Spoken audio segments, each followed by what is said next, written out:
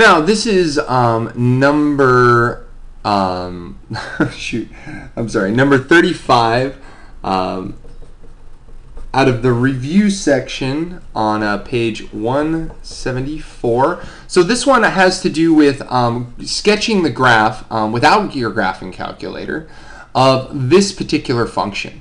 All right, so this actually ends up testing quite a few of our skills. Basically what it boils down to is that we need to be able to figure out what our graph is doing. Oh, let me grab some graph paper here. At a few places. One place is going to be what it is doing as we travel really far to the left on the x-axis, really far to the right on the x-axis.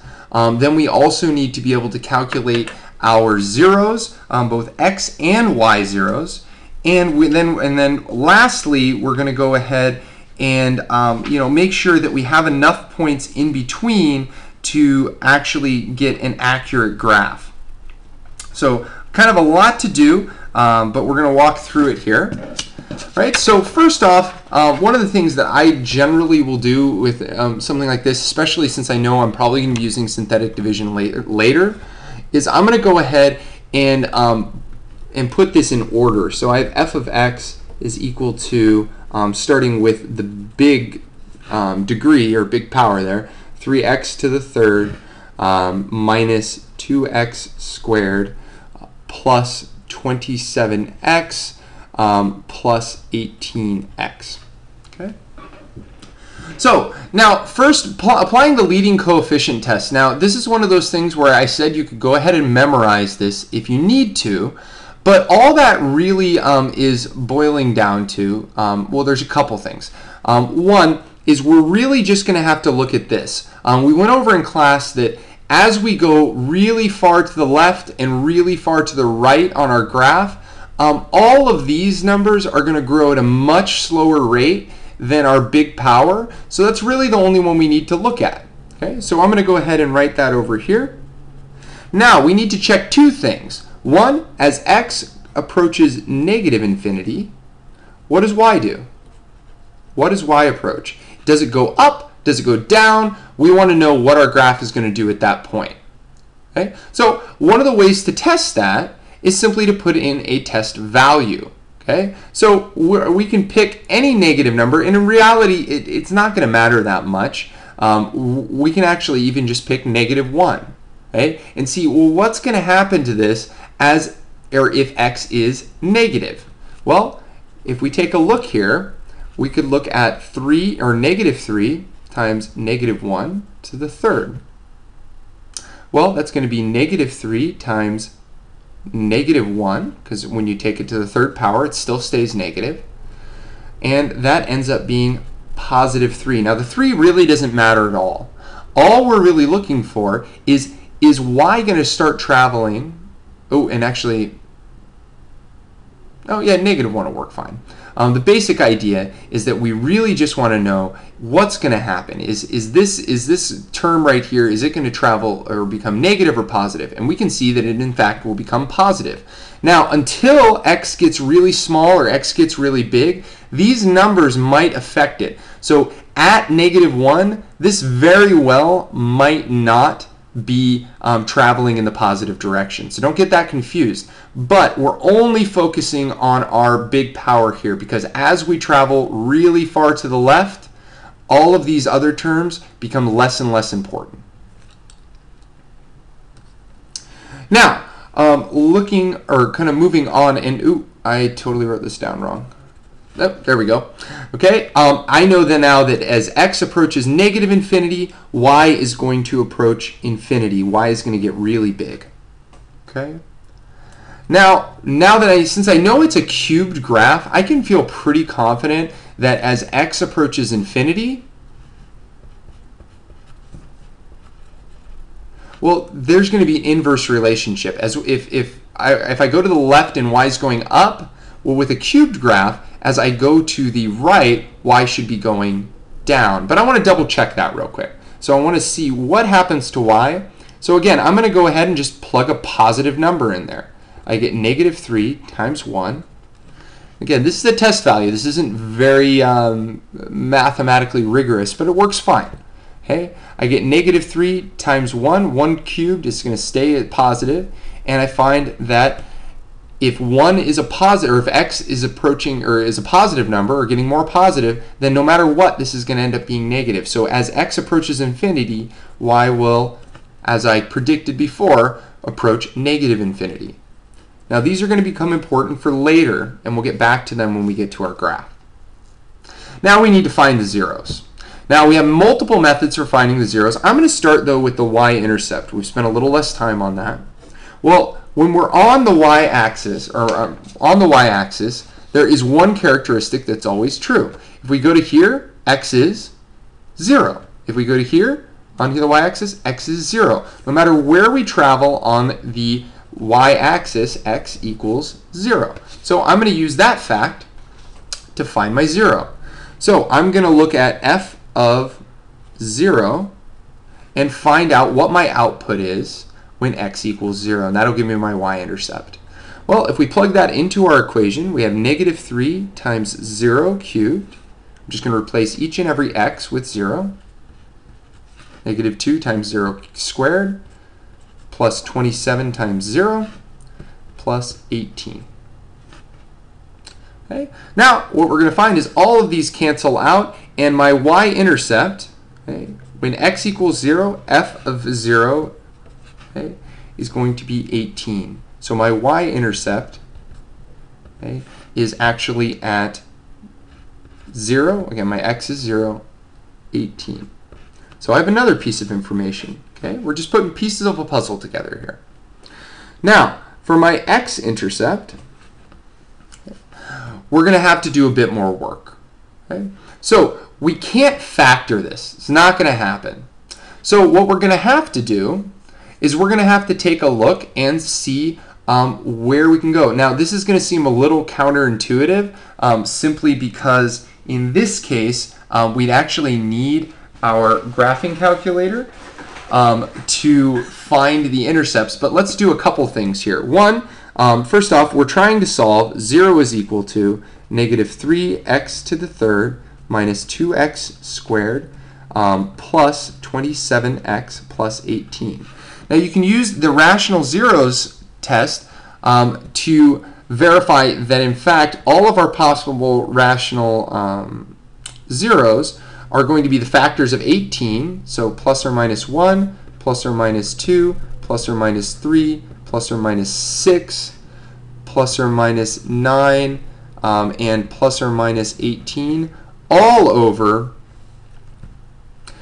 plus or minus, or the factors of our lead coefficient, so plus or minus 1 and plus or minus 3. Now, I don't really want to go through all of those, and I'm sure you don't either. And again, this will seem a little counterintuitive how I'm going to go about this, but I'm actually going to take out my calculator and I'm going to plug it in so that I can take a look and see if I can find one of my zeros. So we take -3 x to the third minus 2 x squared plus 27x plus 18.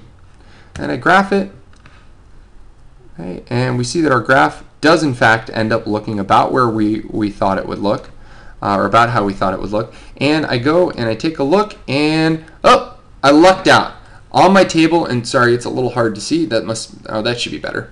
Okay. Well, I'm on the x-axis. I have x-intercepts when y equals 0. So I know that one of my x-intercepts is going to be at -3, 0, or when x is equal to -3. And it looks like I lucked out. I got 2 of them actually. So another one is when at 3, 0, or when x is equal to 3. All right. So again, lucked out quite a bit there. If I look through, it doesn't look like I luck out again. So I'm going to have to find the third using synthetic division. So I'm going to set up my synthetic division. Okay. I can choose either one of these x's to go first. Doesn't matter. But I'm going to use my coefficients from my function here for the synthetic division. So I'm going to start, and I'll just start with -3. It doesn't really matter. Right, and if we go through, then we have the coefficients -3, -2, 27, and 18. Drop down the -3. -3 times -3 is 9. I get a 7 here. -21 there. 6. And I get -18. Add those up and I get 0. So I verified that -3 is in fact a 0. Now I can go ahead and continue on with my 3. Okay, going through the same process, drop down the -3. I get a -9 here, -2, -6, and lo and behold, I get another 0. Now, what's going to end up being nice here is, well, up here, this is a -3x cubed. I saw that up here. Well, I divided once, and now it's -3x squared. Well, I go one more time, and whoop, that's nice. Now I'm down to a monomial. This is, in fact, just -3x minus 2. Well, I want to know when that's equal to 0, so this should be relatively easy. Okay, I get -3x is equal to 2. Divide by -3, divide by -3, and x equals 2 over, oh yeah, -2 over 3. So my third 0 is going to be at -2/3 0. Now, the last part I'm going to get to in a second, but what we're going to find is that if we really want to have a more accurate graph, we don't have quite enough information yet, but that's okay. We're going to go ahead and plot what we have, and we'll go from there. So first off, let's go ahead and plot some points. Okay, so first off, I have y-intercept of 0, 18. Now I ran into a problem with the particular graph I was using here. I don't actually have enough points, so I'm going to relabel this real quick. And I have 3, 6, 9, 12, 15, 18, 21. And I just kind of relabeled it, and I'm not, I believe, going to use these ones, so I will actually. So here I'm going to have -3, -6, -9, -12, -15, and if I need these ones, I'll relabel them, but I shouldn't need those ones. Okay, and you can always do that with your axis if you really need to. All right, now, so I'm going to plot some points. I'm going to get to the applying the lead coefficient test, the information I got from that later. But for this one, I'm going to go ahead and plot my y-intercept. Well, my y-intercept is right here. Okay. Right there, the big dot. Okay. And then I go down and I want to plot all my x-intercepts. So my first x-intercept is at -3, so I'll put a big dot there. And then I'm over at 3. Okay, and then I am at and then I'm at right at -2/3. So -2/3 is right about here. Now, I also know, and just kind of looking at it, that my y value is supposed to go way up. So I'm supposed to be going up as I approach -infinity, or as x gets really small. And then I'm going to be going down over here, which seems to make sense. I could kind of go like this, and then come back up, and then go down. Now, what you can see here is you don't really have enough points, okay, to make a really accurate graph. And where we're lacking those points, it seems like, is right in this area, so right in between 2/3 and -3, and right in this area here. Okay? So what we're going to do is we're actually just going to do a little bit of a table, a couple values, okay? And I won't actually walk through each and every one of these, but basically what we would do, actually, and this is one of the things that's nice about scientific, or not scientific, but nice about synthetic division, is that if we take the synthetic division, I can just go, well, if I want to know what f of -2 is, I can just use this as my k. So I can go -2, okay, and then I have -3 minus 2, 27, and 18. I go through this process, and I'm going to get -3 down here, so I get a 6, 4, -8 there, so I end up with 19 and -38. So at this point, I should be right at -20. Oh, so I do need to finish these up. -18, -21. So I'm going to go right down to -20, so right about here. Okay. And you know, in all honesty, I'm going to go ahead and just draw a slightly less accurate graph. You could continue and just do the same thing for f of -1, and then maybe f of 1, f of 2. And you would get a much more accurate graph, but this is going to be good enough for me for right now anyway. I'm going to go eat some dinner. All right, and we can curve it around this way, and it would do something. It would probably go up a little bit higher and then cut right down here. And you can check this with your graphing calculator. Again, not the world's most accurate graph. This should be a much smoother curve. I apologize. I am a bit more of a Picasso than a realist. But we do want to make sure that we followed this, and we see that as x approaches -infinity, okay, y is approaching infinity, and as x approaches infinity, y is approaching -infinity. So we are in pretty good shape, and if you compare this with your calculator, it should look fairly accurate.